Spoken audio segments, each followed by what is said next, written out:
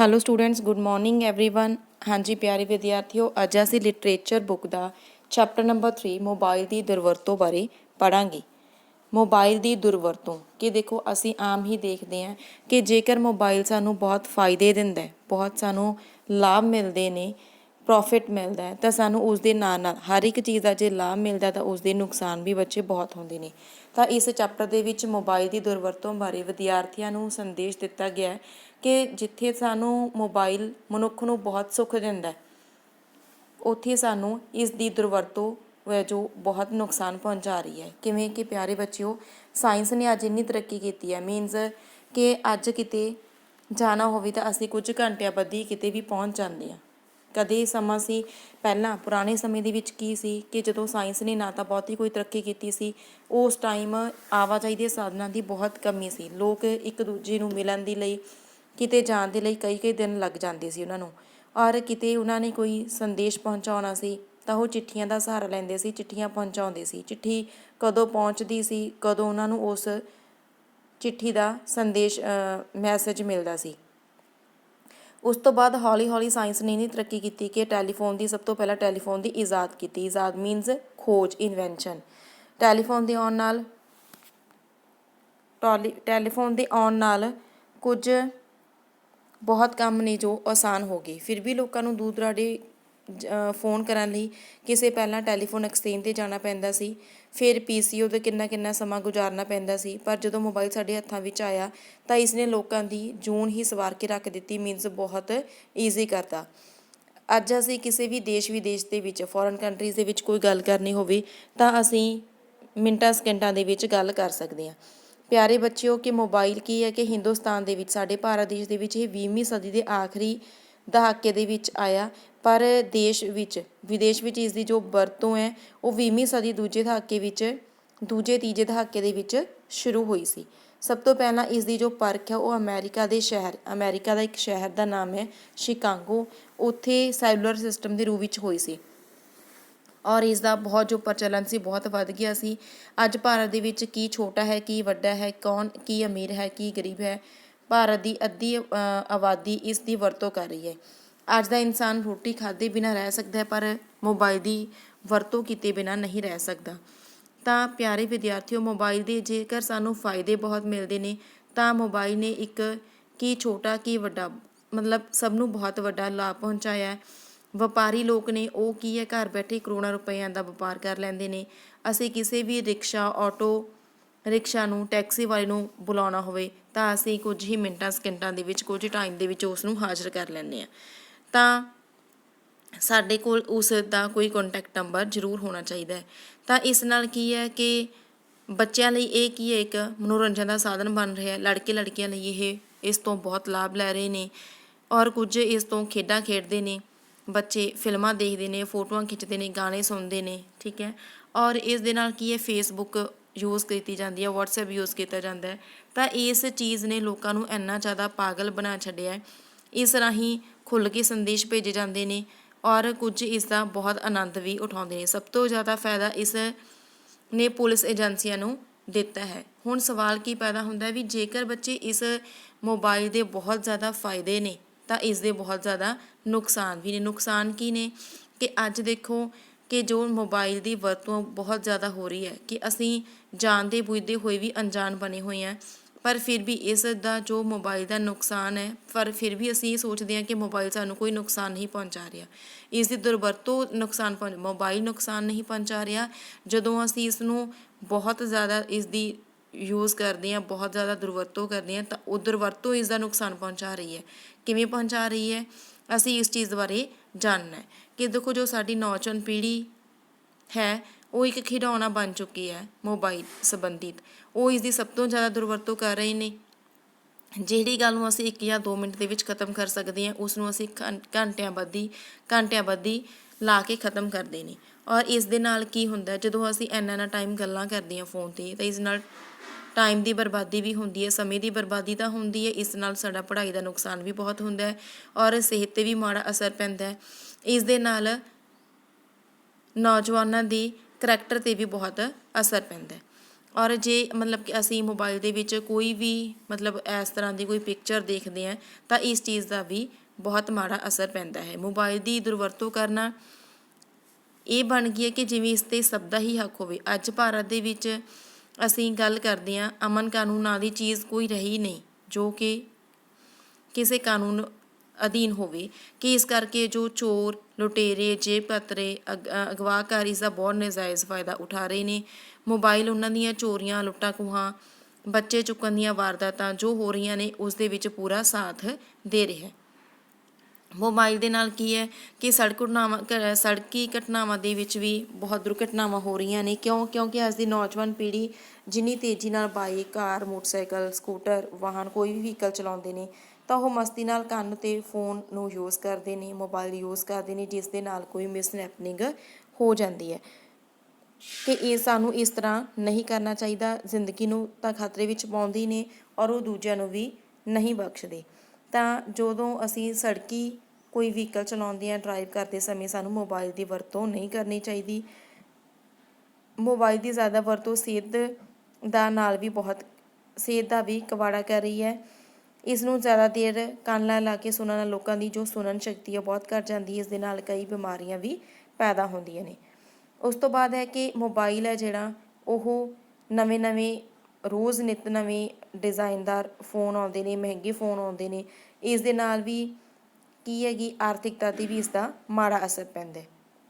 ਸੋ ਪਿਆਰੇ ਵਿਦਿਆਰਥੀਓ, ਅਸੀਂ ਇਸ ਚੈਪਟਰ ਦੇ ਵਿੱਚ ਕੀ ਸਿੱਖਿਆ ਕਿ ਜੇਕਰ ਦੇਖੋ ਜੋ ਫੋਨ ਹੈ, ਜੋ ਸਾਡਾ ਮੋਬਾਈਲ ਹੈ, ਜੇਕਰ ਇਸ ਦੇ ਬਹੁਤ ਫਾਇਦੇ ਨੇ, ਸਾਇੰਸ ਨੇ ਇੰਨੀ ਤਰੱਕੀ ਕੀਤੀ ਹੈ ਕਿ ਸਾਨੂੰ ਇਸ ਨਾਲ ਅਸੀਂ ਹਰ ਇੱਕ ਕੰਮ ਨੂੰ ਈਜ਼ੀ ਕਰ ਸਕਦੇ ਹਾਂ। ਦੇਖੋ ਮੋਬਾਈਲ ਨੂੰ ਯੂਜ਼ ਕਰਨਾ, ਮੋਬਾਈਲ ਦੇ ਫਾਇਦੇ ਲੈਣੇ ਕੋਈ ਮਾੜੀ ਗੱਲ ਨਹੀਂ। ਮੋਬਾਈਲ ਦੀ ਦੁਰਵਰਤੋਂ ਸਾਨੂੰ ਨੁਕਸਾਨ ਪਹੁੰਚਾਉਂਦੀ ਹੈ। ਸੋ ਇਸ ਚੈਪਟਰ ਦੇ ਵਿੱਚ ਇਹੀ ਸੰਦੇਸ਼ ਦਿੱਤਾ ਗਿਆ ਕਿ ਸਾਨੂੰ ਮੋਬਾਈਲ ਨੂੰ ਲੋੜ ਮੁਤਾਬਿਕ ਯੂਜ਼ ਕਰਨਾ ਚਾਹੀਦਾ। ਜਿੱਥੇ ਸਾਨੂੰ ਲੋੜ ਹੈ ਸਾਨੂੰ ਉੱਥੇ ਵਰਤੋਂ ਕਰਨੀ ਚਾਹੀਦੀ ਹੈ, ਸਾਨੂੰ ਇਸ ਦੀ ਦੁਰਵਰਤੋਂ ਨਹੀਂ ਕਰਨੀ ਚਾਹੀਦੀ। ਤਾਂ ਇਹੀ ਸਾਡੇ ਚੈਪਟਰ ਦਾ ਮੁੱਖ ਸੰਦੇਸ਼ ਹੈ।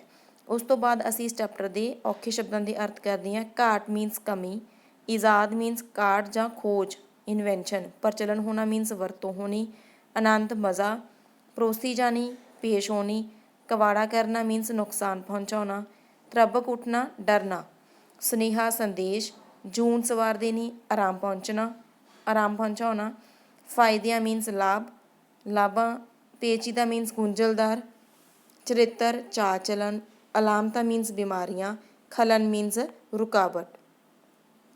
ਉਸ ਤੋਂ ਬਾਅਦ ਇਸ ਚੈਪਟਰ ਦਾ ਅਸੀਂ ਬੁੱਕ ਵਰਕ ਕਰਦੇ ਹਾਂ। ਸਭ ਤੋਂ ਪਹਿਲਾਂ ਹੈ MCQ। ਮੋਬਾਈਲ ਕਿਸ ਦੀ ਕਾਢ ਹੈ? ਵਿਗਿਆਨ ਦੀ।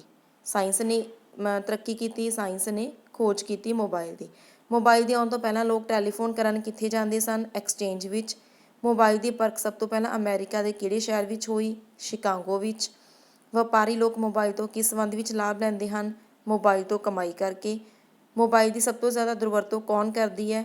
ਨੌਜਵਾਨ ਪੀੜ੍ਹੀ। ਮੋਬਾਈਲ ਸੜਕ ਦੁਰਘਟਨਾਵਾਂ ਦਾ ਕਾਰਨ ਕਿਵੇਂ ਬਣਦੇ ਹੈ? ਵਾਹਨ ਚਲਾਉਂਦੇ ਸਮੇਂ ਮੋਬਾਈਲ 'ਤੇ ਗੱਲਾਂ ਕਰਨੀਆਂ। ਮੋਬਾਈਲ ਦੀ ਕਿਹੜੀ ਚੀਜ਼ ਸੁਣ ਕੇ ਬੰਦਾ ਤਰਬਕ ਉੱਠਦਾ ਹੈ? ਭੱਦੀ ਜਿਹੀ ਰਿੰਗਟੋਨ। ਮੋਬਾਈਲ ਦੇ ਨੁਕਸਾਨਾਂ ਲਈ ਜ਼ਿੰਮੇਵਾਰ ਕੌਣ ਹੈ? ਖੁਦ ਬੰਦਾ। ਉਸ ਤੋਂ ਬਾਅਦ ਅਸੀਂ ਇਸ ਚੈਪਟਰ ਦੇ ਖਾਲੀ ਥਾਵਾਂ ਕਰਦੇ ਹਾਂ। ਕੁਐਸਚਨ ਨੰਬਰ 7, ਮੋਬਾਈਲ ਸਾਇੰਸ ਦੀ ਮਹੱਤਵਪੂਰਨ ਕਾਢ ਹੈ। ਵਪਾਰੀ ਲੋਕ ਮੋਬਾਈਲ 'ਤੇ ਕਰੋੜਾਂ ਰੁਪਇਆ ਦਾ ਵਪਾਰ ਕਰ ਰਹੇ ਹਨ। ਖੇਡ ਪ੍ਰੇਮੀ ਇਸ ਰਾਹੀਂ ਖੇਡਾਂ ਦਾ ਪ੍ਰਸਾਰਣ ਦੇਖ ਕੇ ਖੁਸ਼ ਹੁੰਦੇ ਹਨ। ਪੁਲਿਸ ਨੇ ਮੋਬਾਈਲ ਰਾਹੀਂ ਕਈ ਪੇਚੀਦਾ ਮਸਲੇ ਹੱਲ ਕੀਤੇ ਹਨ। ਨੌਜਵਾਨ ਮੁੰਡੇ ਕੁੜੀਆਂ ਮੋਬਾਈਲ 'ਤੇ ਘੰਟਿਆਂ ਬੱਧੀ ਗੱਲਾਂ ਕਰਦੇ ਰਹਿੰਦੇ ਹਨ।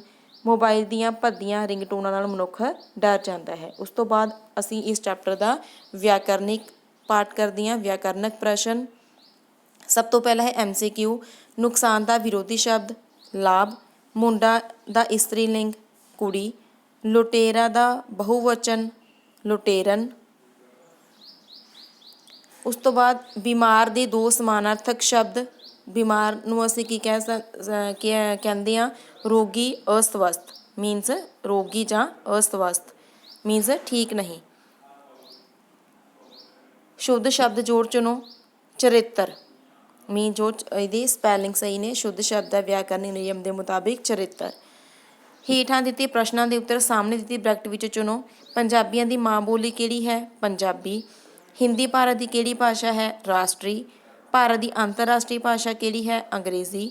ਪੰਜਾਬ ਵਿੱਚ ਕਿੰਨੀਆਂ ਭਾਸ਼ਾਵਾਂ ਬੋਲੀਆਂ ਜਾਂਦੀਆਂ ਹਨ? 3। ਕਰਨਾਟਕਾ ਵਿੱਚ ਕਿਹੜੀ ਭਾਸ਼ਾ ਬੋਲੀ ਜਾਂਦੀ ਹੈ? ਕੰਨੜ।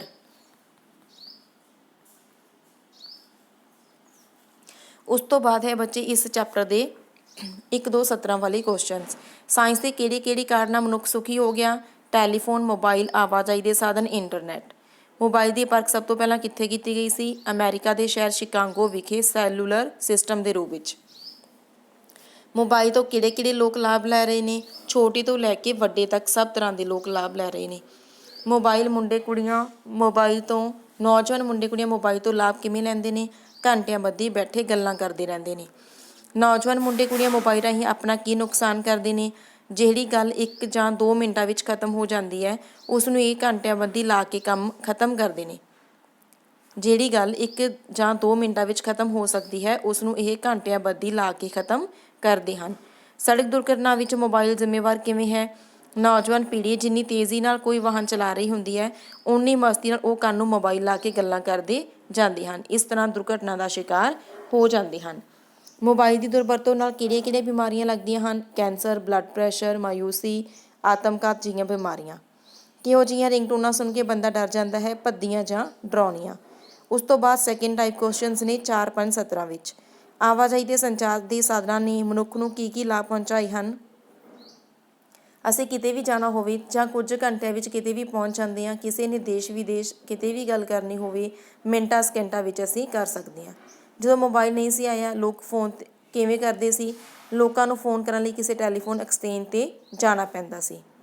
ਮੋਬਾਈਲ ਤੋਂ ਕਿਹੜੇ ਲੋਕ ਲਾਭ ਲੈ ਰਹੇ ਹਨ ਅਤੇ ਕਿਵੇਂ? ਵਪਾਰੀ ਲੋਕ ਘਰ ਬੈਠੇ ਹੀ ਕਰੋੜਾਂ ਰੁਪਈਆਂ ਦਾ ਵਪਾਰ ਕਰ ਰਹੇ ਹਨ।